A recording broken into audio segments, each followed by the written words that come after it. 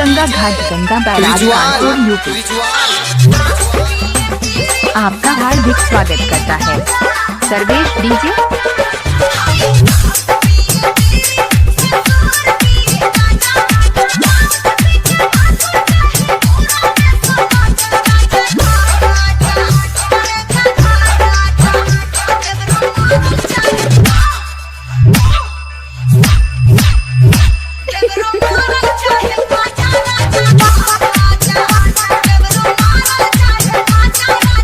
Sarvesh DJ.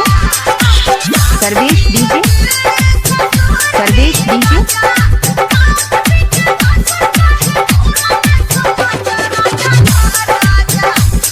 इनका पता बनी उन्नाव, थाना गंगा घाट गंगा बैराज कानपुर यूपी आपका हार्दिक स्वागत करता है।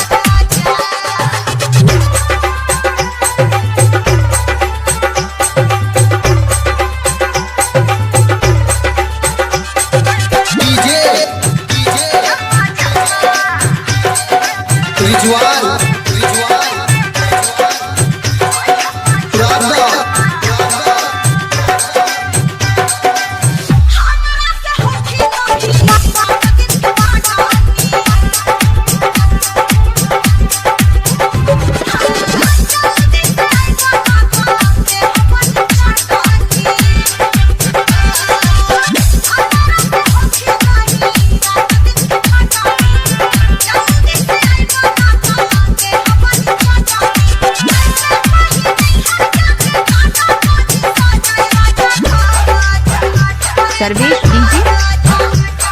सर्वेश डीजे। सर्वेश डीजे।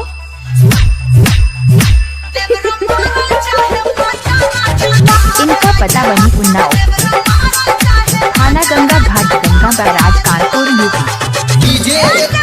आपका हार्दिक स्वागत करता है।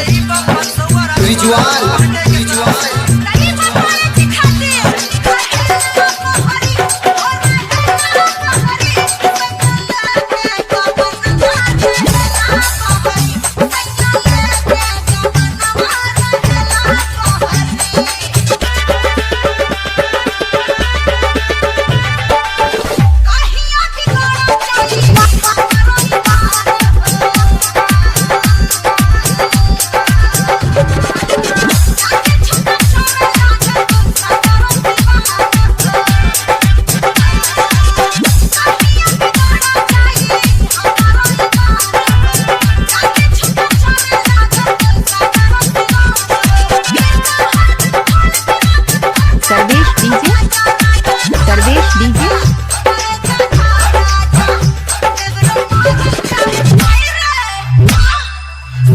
इनका पता बनी उन्नाव,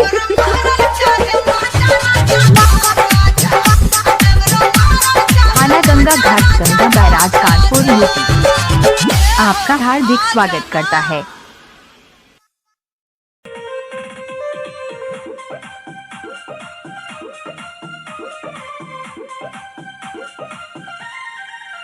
काहे रोकता रहो, काहे टोकता रहो, बाबू ये तना बेकाबू काहे होखता रहो।